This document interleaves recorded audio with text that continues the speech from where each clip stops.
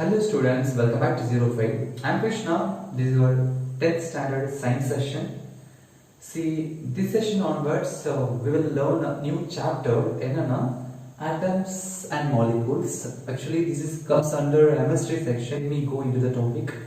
Atoms. First, atoms pedi paakalam. See guys, atom.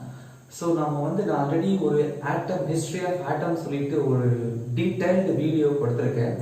So the video link கூட இந்த description boxல கொடுக்கிறேன். So first அத பாருங்க, history of atom பாருங்க. பார்த்தாச்சுனா தான் உங்களுக்கு ஒரு நல்ல ஐடியா கிடைக்கும். ஓகே. So இந்த atom பத்தி first ஒரு scientific theory ப்ரோபோஸ் பண்ணது யாருன்னா Sir Dalton, right? So Dalton theory இந்த கான்செப்ட்ல ஒரு ப்ரோபோஸ் பண்ணாரு. So இந்த Dalton theoryல நிறைய drawbacks இருந்துச்சு. இந்த drawbacks எல்லாம் நம்ம எப்படி கண்டுபிடிச்சு அதை ஓவர்கம் பண்ணி வந்தோம்னா நிறைய ஜே தாம்சன், அப்புறம் ரூதர்ஃபோர்டு, போர், ஸ்ட்ரோடிங்கர், இவங்க நிறைய ரிசர்ச் பண்ணி இந்த டால்டன் தியரியில் இருந்த லிமிடேஷன்ஸ் எல்லாத்தையும் ஓவர் கம் பண்ணி புதுசா ஒரு தியரி ப்ரொபோஸ் பண்ணாங்க. அதுதான் modern atomic theory. Okay, modern atomic theory.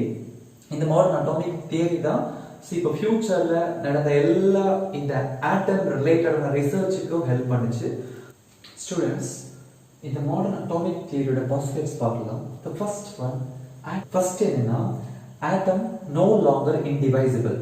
அதாவது இந்த மாடர்ன் அட்டாமிக் தியரி வரது வரைக்கும் இந்த ஆட்டம் பிரிக்கவே முடியாது, அது ரொம்ப சின்ன ஒரு பார்ட்டிகிள் அப்படின்னு நினைச்சிட்டு இருந்தோம்.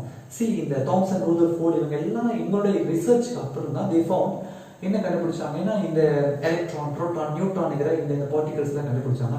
இது எல்லாமே எங்க இருக்கு? இந்த எலக்ட்ரான், புரோட்டான், நியூட்ரான் எல்லாமே ஆட்டம்க்கு உள்ளாடி இருக்குது. ஸோ இதுக்கு மேல நம்ம சொல்ல முடியாது ஆட்டம் தான் ரொம்ப ஸ்மாலஸ்ட், பிரிக்கவே முடியாத பார்ட்டிகிள் சொல்ல முடியாது. அதுதான் first point. Atom no longer indivisible. The next point என்ன? ஐசோடோப்ஸ். ஐசோடோப்ஸ் மீன் என்னன்னா same element having different atomic mass. அதான் என்ன ஐசோடோப். ஓகே, அது நம்ம உங்களுக்கு ஆக்சுவலி இது புதுசா இருக்கும். ஃபர்ஸ்ட் உங்களுக்கு அட்டாமிக் மாஸ், அட்டாமிக் நம்பர் என்னன்னு தெரியணும். இப்போ பாத்தீங்கன்னா ஸ்டூடெண்ட்ஸ், இப்போ நம்ம இந்த atomic number and atomic mass உங்களுக்கு தெரியணும்னா இங்க பாருங்க.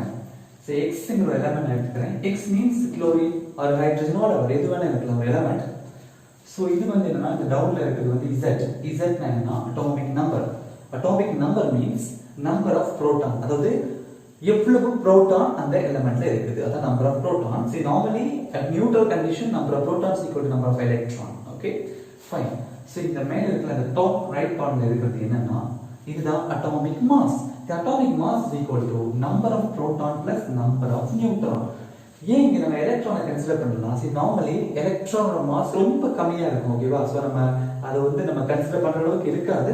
ஸோ அதனால நார்மலி இந்த அட்டாமிக் மாஸ் என்ன பண்ணுவாங்க, இந்த புரோட்டானுக்கு நியூட்ரானுக்கு தான் ஓரளவுக்கு மாஸ் இருக்கும். ஸோ அதனால புரோட்டான் அண்ட் நியூட்ரான் நம்ம அட்டாமிக் மாஸுக்கு கன்சிடர் பண்றோம். இப்போ இந்த ஐசோடோப் சொல்லும் போது சேம் எலிமெண்ட், ஆக்சுவலா இது குளோரின் தான், இதுவும் குளோரின் தான். ஓகேவா? நார்மலி நம்ம எர்த்ல இருக்கிற இந்த குளோரின்ங்கிறது ஒரே மாதிரி இருக்கும்னு சொல்ல முடியாது. ஓகேவா? ஒரே எலிமெண்ட் தான், பட் அது டிஃப்ரெண்ட் ஃபார்ம்ஸ்ல இருக்கும். எப்படின்னு பாருங்க, இது ஒரு குளோரின், இது ஒரு குளோரின். இதோட அட்டாமிக் நம்பர் என்ன பாருங்க, 17. இதோட அட்டாமிக் 17. அட்டாமிக் சேமா இருக்கு, ஆனா மாஸ் நம்ம பாருங்க 35, இது 37. ஓகேவா? இதான் சொல்றோம் same element but having different atomic mass. புரியுதா? Same element having different atomic mass. So இதுதான் என்ன சொல்றாங்க ஐசோடோப்ஸ். அப்போ குளோரினோட ஐசோடோப்ஸ் கேட்டிங்கன்னா இத சொல்லலாம். சோ இந்த மாதிரி எல்லா எலிமெண்ட்ஸ், மேக்ஸिमम எலிமெண்ட்ஸ்க்கு இதே மாதிரி நிறைய ஐசோடோப்ஸ் இருக்குது. ஓகேவா? சோ இந்த ஐசோடோப்ஸ் எல்லாம் பாத்தீங்கன்னா அதோட அபண்டன்ஸ் கம்மியாகும், வேரி ஆகும். சரியா? சில ஐசோடோப் ரொம்ப அதிகமா இருக்கும், சில ஐசோடோப் கொஞ்சம் கம்மியா இருக்கும். Okay, fine. Next isobar. Isobar சொல்லும்போது இந்த அட்டாமிக் மாஸ்ங்கிறது சேமா இருக்கும், but element different. Atomic mass என்ன 40 and 40, but different what is the argon, is a calcium. Argon, calcium is a different element but having same atomic mass. It's called as isobar. Okay, confuse பண்ணக்கூடாது. Artificial transmutation. கேள்விப்பட்டிருப்பீங்க, இந்த radium எல்லாம் radio active elements. அந்த radio active elements கொஞ்சம் கம்மியா தான் இருக்கும். So இப்போ நம்ம என்ன பண்றாங்கன்னா ஆர்டிஃபிஷியலா the non-radioactive elements some process மூலமா radioactive elements மாத்துறாங்க. சோ புரியுதா? ஒரு ஃபார்ம்ல இருக்கிறத இன்னொரு ஃபார்ம்ல மாத்துறத என்ன சொல்றாங்க? டிரான்ஸ்மியூட்டேஷன். அதை நம்ம ஆர்டிஃபிஷியலா பண்றதுனால தான் அதுக்கு பேரு artificial transmutation சொல்றாங்க. ஓகே, அப்புறம் smallest particle involved in chemical reaction. So இந்த atom தான் என்ன? Atom is the smallest particle which involved in the chemical reaction. Chemical reaction ல involve ஆகுற smallest particle என்னன்னு சொல்றாங்க? Atom சொல்றாங்க. The next E is equal to mc square. Actually இது ரொம்ப important. ஐன்ஸ்டீன்ங்கிற ஒரு ஃபேமஸ் சயின்டிஸ்ட் கொடுத்த ஒரு equation, famous actually world கொடுத்த ஒரு equation சொல்லுவாங்க. E is equal to mc square. ஓகேவா? E means energy is equal to mc square. Okay, இப்போ சார் என்ன விஷயம் இல்ல, இப்போ இந்த மாஸ் இருக்குல்ல, that mass always is equal to energy சொல்றாங்க. The c means what?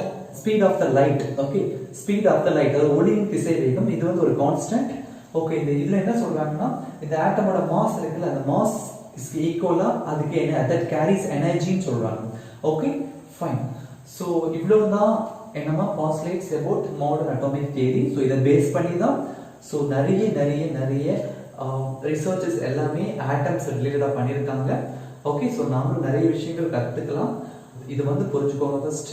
Thanks for watching this video and good luck.